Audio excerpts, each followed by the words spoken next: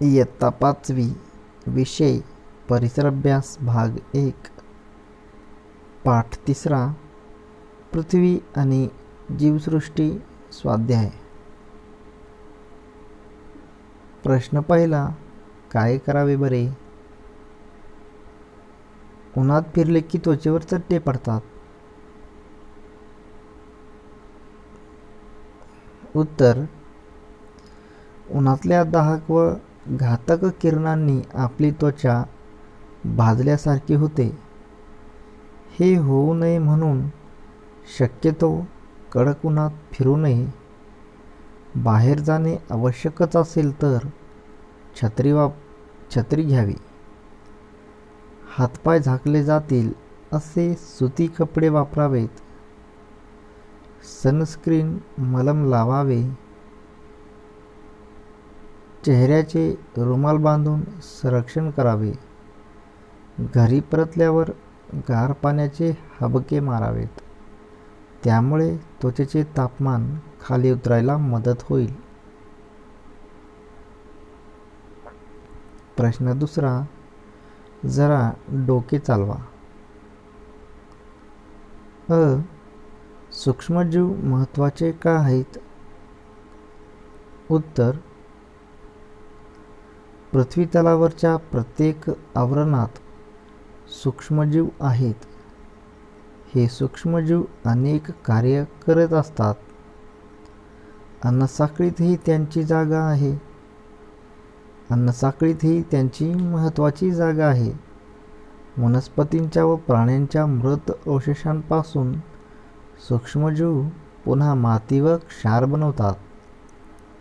सूक्ष्मजीव नसते तर हा सर्व कचरा पृथ्वीतलावर साचून राहिला असता. म्हणून पृथ्वीतलावर सूक्ष्मजीव महत्त्वाचे आहेत.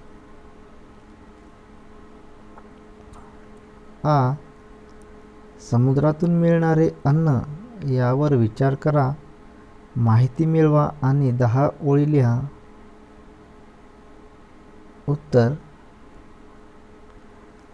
समुद्रात अनेक सागरी जीव राहत असतात. यांपैकी काही माणसाचे अन्न आहेत. सागरात आढळणाऱ्या तऱ्हेतऱ्हेच्या माशांपैकी काही जाती खाद्य म्हणून वापरल्या जातात. माशांतील उत्कृष्ट प्रथिने व मेदाम्ले यामुळे चांगले पोषण होते. खेकडा, कोळंबी, शेवंडे असे कवचधारी प्राणी जगभरात आवडीने खाल्ले जातात. भारतीय सागरी जलात कोळंब्या खूप प्रमाणात असल्याने आपल्याला त्यांच्या निर्यातीने परकीय चलन मिळते. शिंपले, माकले, कालव अशा मृदुकाय प्राण्यांना पण अन्न म्हणून मागणी असते. समुद्रात निरनिराळी शेवाळे असतात. भारतात ती खाल्ली जात नसली तरी इतर आशियाई देशांतल्या लोकांचे ते आवडते अन्न आहे. समुद्री शेवाळापासून अगार हा पदार्थ तयार करतात. अगारचा वापर जेली व पुडिंग घट्ट करण्यासाठी वापरतात.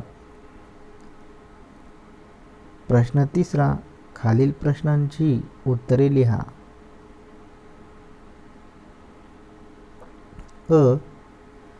ढग कशाचे बनलेले असतात? उत्तर, ढग पाण्याच्या सूक्ष्म कणांपासून बनलेले असतात. सूर्याच्या उष्णतेने जमिनीवरील पाण्याचे बाष्प बनते. हे बाष्प हवेपेक्षा हलके असल्याने वातावरणात उंचावर जाते. येथे बाष्पाचे संघनन होऊन त्यापासून पाण्याचे सूक्ष्म कण बनतात. हेच कण ढग बनून तरंगत राहतात. जीवावरण कशाला म्हणतात? उत्तर, पृथ्वीच्या शिलावरण, जलावरण आणि वातावरण या तिन्ही भागात आढळणाऱ्या सर्व प्रकारच्या सजीवांना एकत्रितपणे जीवावरण असे म्हणतात. वनस्पती, प्राणी आणि सूक्ष्मजीव हे एकत्रितपणे जीवावरण बनवतात.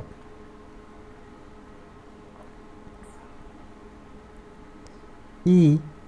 तुमच्या परिसरात असणाऱ्या विविध भूरूपांची यादी तयार करा. त्यातील कोणत्याही 2 भूरूपांचे वर्णन करा.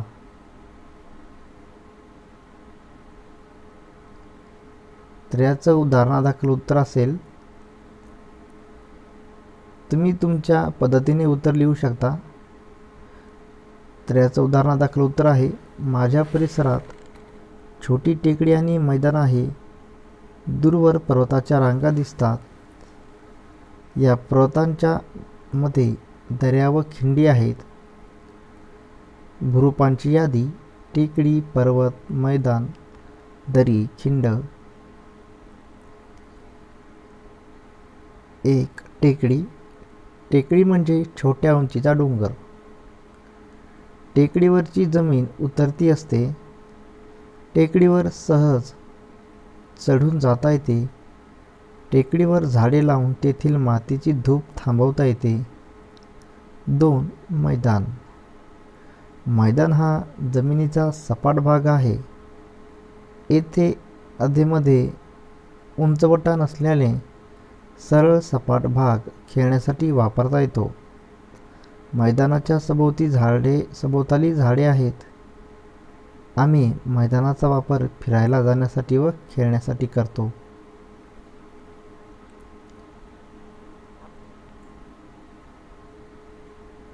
प्रश्न 4.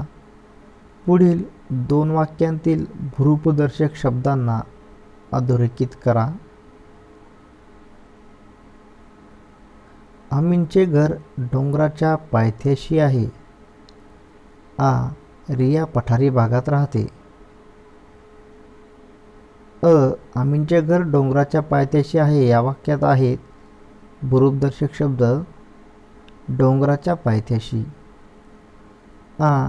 रिया पठारी भागात राहते या वाक्यात भूरूपदर्शक शब्द आहे पठारी भागात. प्रश्न 5. माहिती लिहा. बाष्पीभवन. उत्तर: उष्णतेमुळे द्रवाचे बाष्पात रूपांतर होते. या क्रियेला बाष्पीभवन म्हणतात. पृथ्वीवरील पाण्याचे सूर्याच्या उष्णतेने सतत बाष्प होत असते. जमिनीत जिरलेल्या पाण्याचेही बाष्प बनत असते. बाष्पीभवनाच्या या क्रियेने बनलेले बाष्प हवेपेक्षा हलके असते. त्यामुळे ते वातावरणाच्या वरच्या थरात जाते. तेथे त्याचे संघनन होऊन पावसाच्या रूपात पाणी पुन्हा जमिनीवर येते.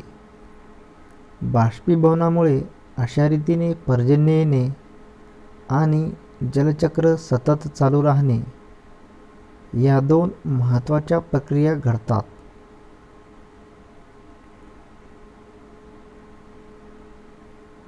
आ.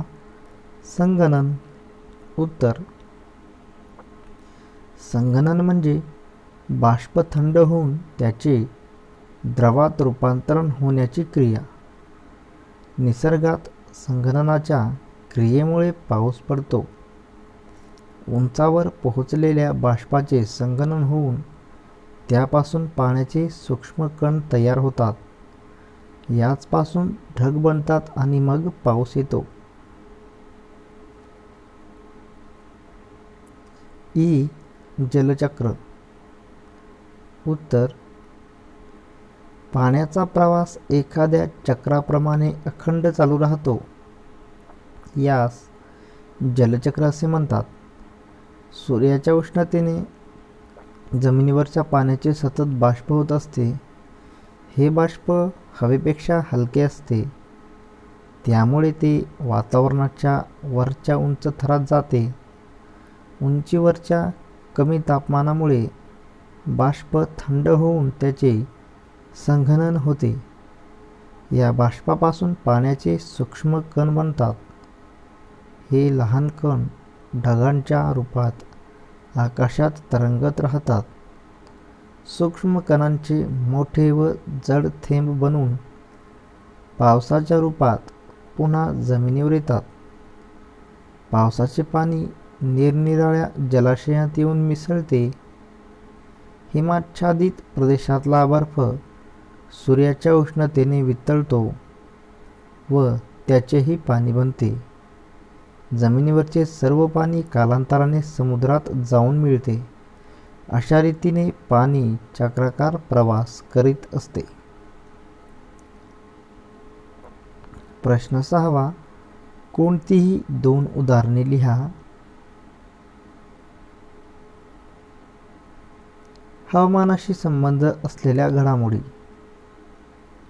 उत्तर: ढग तयार होणे, धुके पडणे, पाऊस येणे, चक्रीवादळ येणे, जोराचा वारा. आ. पाणी उपलब्ध असणारी ठिकाणे. उत्तर: ओढा, ओहोळ, सरोवर, तळे, धबधबा, हिमनग, नदी, समुद्र इत्यादी. प्रश्न 7. जलचक्राची नामनिर्देशित आकृती काढा. तर याचं उत्तर आहे, याप्रमाणे आपल्याला जलचक्राची नामनिर्देशित आकृती काढता येईल. तुम्ही या पद्धतीने आकृती काढू शकता.